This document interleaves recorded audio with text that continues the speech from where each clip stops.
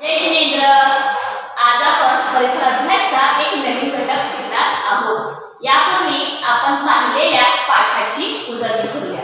गेल्या आठवड्यात आपण आपले शरीर हा पाठ पाहिलेला होता। यामध्ये आपण शरीराच्या विविध भागांची ओळख पाहिलेली होती। आज आपण त्याच पाठाची काय करणार आहोत, उजळणी करणार आहोत। सर्वप्रथम तर आपल्या शरीराचे काही भाग आपण पाहणार आहोत। शरीराच्या भागांना काय म्हणतात, अवयव म्हणतात। अवयव म्हणजे काय रे, तर ठराविक कामासाठी वापरला जाणारा आपल्या शरीराचा भाग जो असतो त्याला अवयव म्हणतात। मग आपण आता आपल्या पूर्ण शरीरातील कोणकोणते भाग आहेत आपल्या शरीराचे भाग ते आज आपण पाहणार आहोत। तर आता बघा, स्वरा इकडे। जय जिनेंद्र, ही आहे स्वरा। आपण स्वराच्या शरीराचे भाग कोणकोणते आहेत ते आता पाहूया। शरीराचे 3 भाग पडतात। सर्वप्रथम डोके, धड आणि खाली पाय। शरीराचे आपले काय म्हणतात, भाग 3 पडतात आणि त्यानुसार आपण काय करणार आहोत, त्यांच्या शरीराचे काय करणार आहोत, अवयव भागांची नावे आपण पाहणार आहोत। सर्वप्रथम डोके। तर बघा, डोके आणि धड याला जोडणाऱ्या भागाला काय म्हणतात, मान म्हणतात। ही आहे मान, हे आपल्याला माहितच आहे। डोक्यामध्ये वेगवेगळे भाग असतात, केस, कपाळ, नाक, गाल, ओठ, कान, असे काय असतात शरीरामध्ये डोक्यामध्ये भाग असतात। त्यानंतर पुढचा आहे, हा जो भाग आहे त्याला म्हणायचा धड। म्हणजे मानेपासून ह्या पायापर्यंत जो भाग असतो त्याला म्हणायचं धड।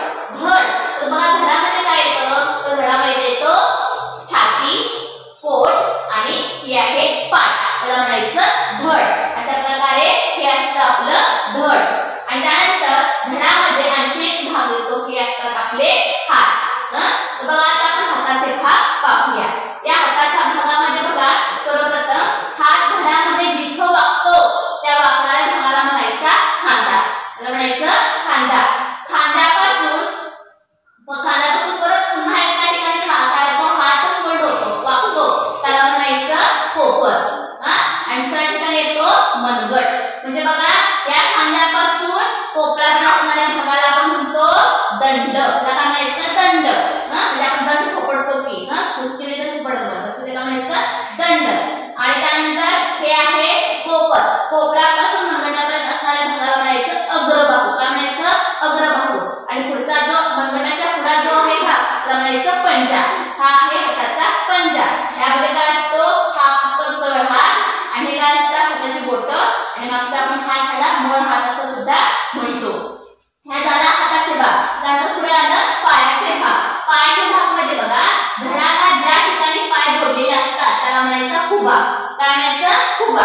खुब्यापासून मग नंतर बघा, खुब्याच्या ठिकाणी बघा तिथे आपला पाय वाकू शकतो। नंतर इथं असतं दुसऱ्या ठिकाणी असा पाय वाकवतो, हे आहे पोपट, हे आहे पोपट। म्हणजे खुब्यापासून कोपरापर्यंत जो भाग असतो, खुब्यापासून कोपरापर्यंत जो भाग असतो त्याला म्हणायचं मांडी, मांडी म्हणायचं। मग कोपरापासून बघा, कोपऱ्यापासून पुढचा भाग असतो कोपर, हा आहे गुडघा।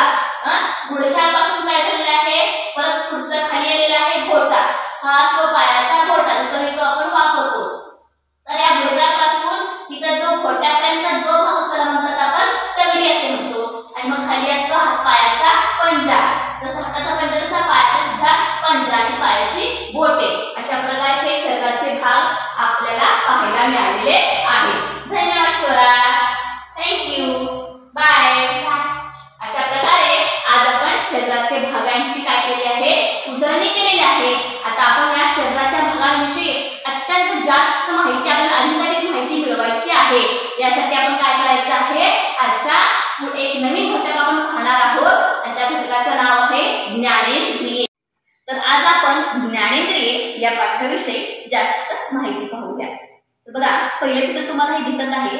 या पहिल्या चित्रामध्ये बघा, ताईचे डोळे बांधलेले आहेत, तरीही आवाज कशाचा आहे हे तिनं कसं ओळखलं असेल बरं, विचार करायची गोष्ट आहे ना। म्हणजे शिट्टीचा आवाज किंवा भांड्याचा आवाज किंवा टाळ्यांचा आवाज, तिचे डोळे बंद असले तरी पण आवाज कशाचा आहे हे तिनं ओळखलेलं आहे।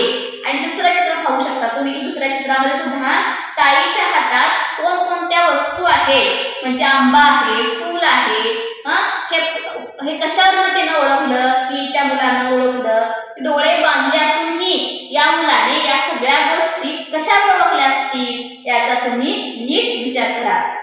दोघांचेही डोळे बांधलेले आहेत, तरी श्वेटर कोणता आणि बनेल कोणता हे या दोघांनी कसे ओळखले? हे असे अनेक प्रयोग तुम्ही करून पाहू शकता। तर बघा, डोळे बंद असले तरीही आवाजामुळे म्हणजे शिट्टीच्या आवाजामुळे ही शिट्टी आहे हे आपल्याला ओळखू शकतं। त्याच प्रकारे वास म्हणजे आता फुलं घेतलं, फुल कसं ओळखलं ताईनं, कसं ओळखलं असेल बरं? तर फुलाच्या वासानं तिनं काय केलं आहे? फुल ओळखलेलं आहे, त्याने ते फुल ओळखलेलं आहे। त्याच प्रकारे बनेल कोणतं, स्वेटर कोणतं हे हाताच्या स्पर्शामुळे आपण ओळखू शकता।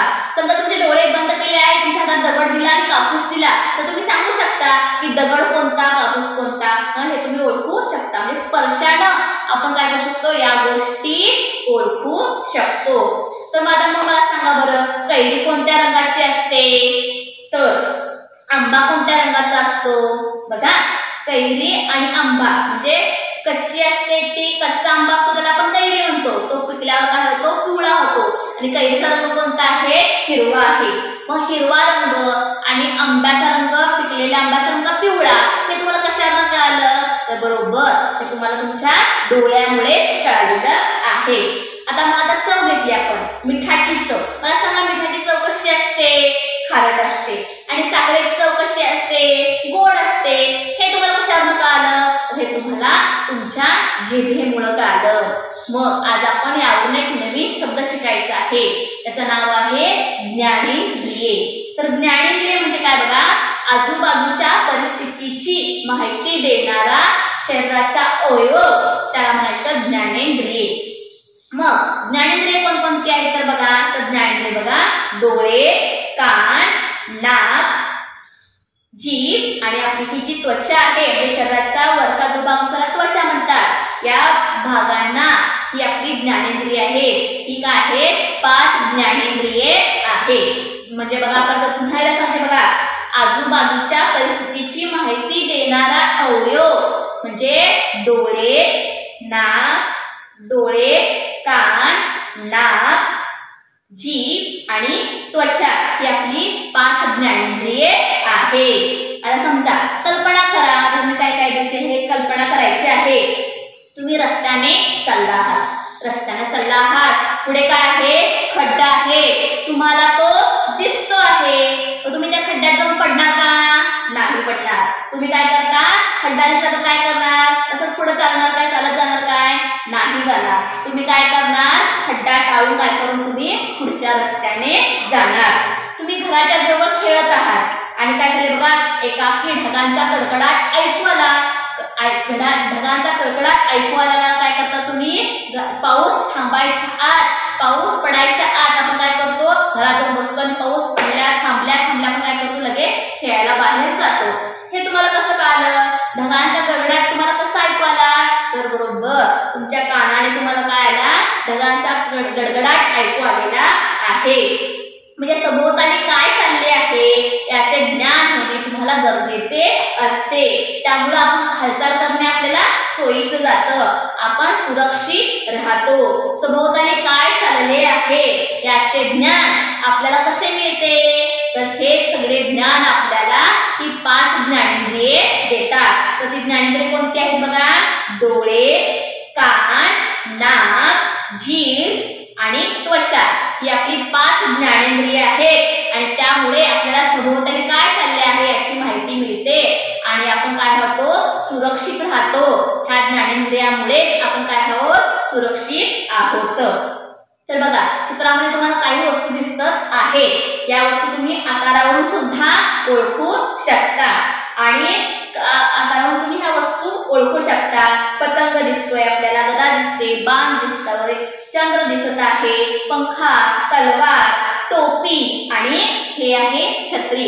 हे फक्त आपल्याला आकारावरून आपण ते ओळखू शकतो। त्याच प्रकारे आपण त्या चित्रांचा रंगही सांगू शकतो। म्हणजे लाल कलर आहे बघा, पेटीचा रंग आहे लाल कलर आहे, कावड्याचा रंग काय आहे? काळा आहे, इंद्रधनुष्याचा रंग काय आहे? सप्तरंगी इंद्रधनुष्य असतं। आकाशामध्ये सुद्धा रंगीबेरंगी आहे आणि जे टोमॅटो आहे ते सुद्धा लाल आहे। आता आपण बघितलं, आपल्याला आकार सांगता आला, आपल्याला रंग सांगता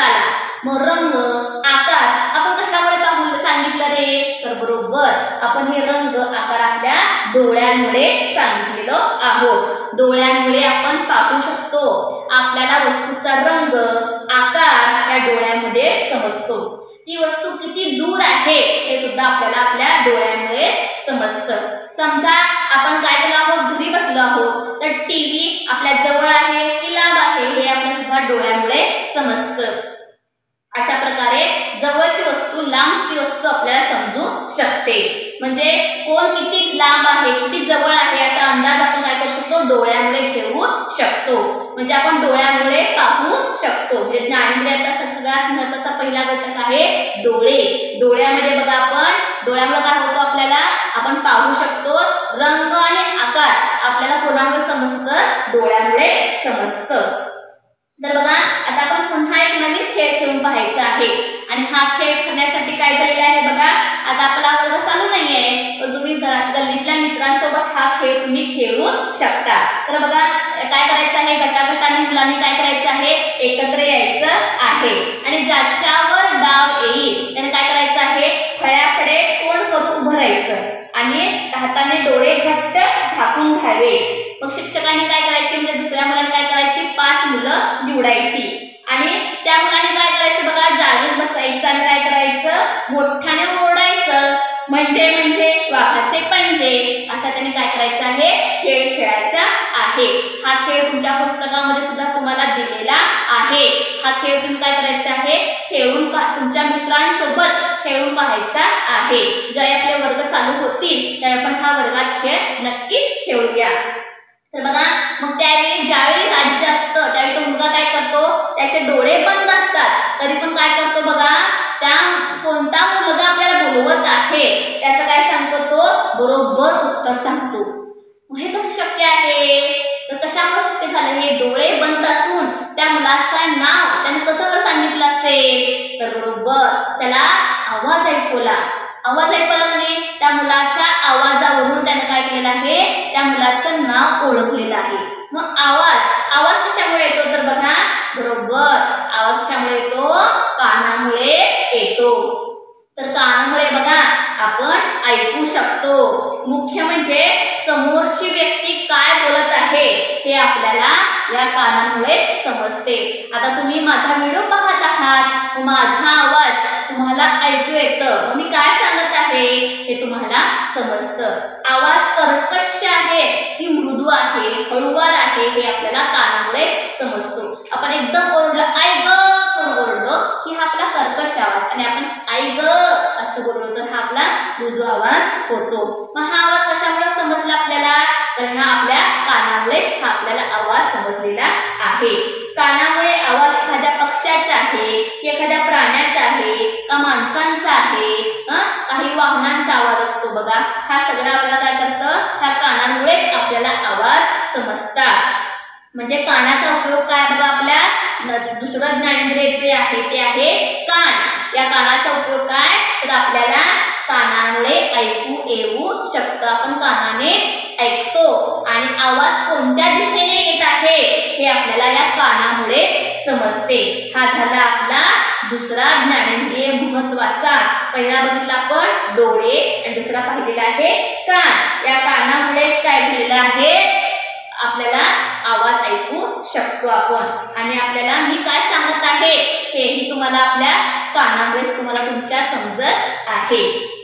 आता पुढचं आहे बघा, तर आई आपल्याला सांगते की हा आंबा खाऊ नको, किंवा आता एखादा वास, म्हणजे एखादं वास येत असेल की त्या साईडला घाण आहे तिकडे जाऊ नको, त्याचं आपल्याला आई कसं सांगत असेल, कारण काय होतं बघा, आईला समजतं की कोणता आंबा कच्चा आहे, कोणता आंबा कुजलेला आहे. मग आपल्याला आई सांगते आई की हा आंबा खाऊ नको असं, त्यामुळेच आईने सांगितलं असतं. मग आईने कसं ओळखलं आंबा कुजलेला आहे तो, तर आईनं याच्यावर ओळखलं. कशावर ओळखलं असेल बरं, बरोबर, तर आईनं वासाने ओळखलं. आपल्याला वास कशामुळे येतं, वास आपल्याला नाकामुळे येतो.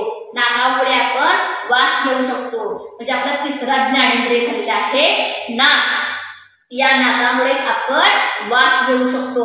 फुलाचा वास, सुगंधी उदबत्तीचा वास, आपल्याला चांगला वास काय करतो, नाकानेच येतो. किंवा एखादी हवा कुबट झालेली आहे हे आपल्याला वासावरून सुद्धा समजते, म्हणजे दुर्गंधयुक्त हवा सुद्धा आपल्याला समजते. किंवा खाद्यपदार्थ खराब झाला असेल तर तेही आपल्याला वासावरून समजते. म्हणजे एखादं फळ कुजलेलं असेल तर आपल्याला आई सांगते की हे खाऊ नको, हे कुजलेलं आहे. न पाहताही ती सांगू शकते, कारण ते वासावरून आपल्याला ते समजतं. म्हणजे नाकामुळे आपल्याला वास समजतो. मग आपण अशा वेळी काय करू शकतो, योग्य ती काळजी करून योग्य ती काळजी घेऊ शकतो. आणि काय होतं, वास आपल्याला समजतो. म्हणजे चांगला वास आणि खराब वास हे आपल्याला समजत आहे. आता मला सांगा बरं, घरात कुबट वास येत आहे, मग त्यावेळी तुम्ही काय कराल? बरोबर आहे, त्यावेळी तुम्ही काय करणार, वास कशाचा आहे तो शोधून काढू आणि तिथला भाग काय करू, स्वच्छ करू शकतो. आणि खाद्यपदार्थ खराब झाल्याचा वास आला तर तुम्ही काय कराल, तर आपण काय करू शकतो, तो खाद्यपदार्थ फेकून देऊ शकतो किंवा डस्टबिन मध्ये आपण तो टाकू शकतो. आता अशा प्रकारे हे तुम्ही आज आपण काय केलेले आहे, 3 ज्ञानेंद्रियांची माहिती पाहिलेली आहे. डोळे, कान आणि नाक, त्याच्यामुळे आपण काय केले आहे, या 3 ज्ञानेंद्रियांची माहिती आज आपण पाहिलेली आहे. या पुढील ज्ञानेंद्रियांची माहिती आपण पुढील व्हिडिओमध्ये पाहूया. आजचा अभ्यास तुम्हाला मी शिकवलेला भाग जो आहे तो तुम्ही वाचायचा आहे आणि पुढील भाग तुम्हाला पुढच्या व्हिडिओमध्ये मी नक्कीच सांगेन. धन्यवाद.